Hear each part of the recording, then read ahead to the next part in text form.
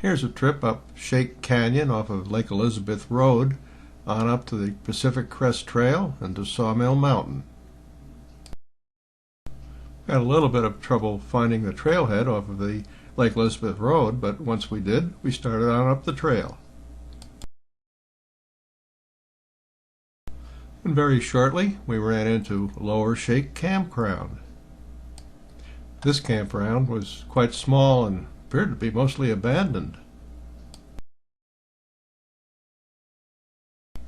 As you can see by Dale's headgear, it was a fairly cool morning. And there was a fairly nice little stream running down the bottom of the canyon.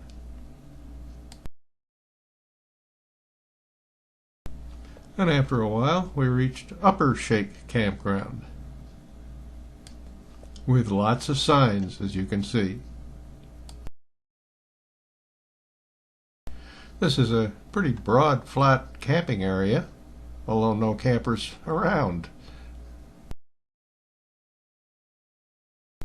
And from here, the trail continues its way on up into the mountains. And we start to get some views of the adjacent ridges. And here and there we see a little bit of the morning frost still on the ground. In a couple of spots the trail gets a little bit narrow on the hillside. Then there's some views of the Mojave Desert out beyond. We ended up with a really beautiful day, so we got quite a nice view. Then we intersect with another trail that comes across the top. This is the Pacific Crest Trail, which traverses these mountains. So we start along the Pacific Crest Trail, where it is supposed to have a branch that goes back down to the Shake Campground.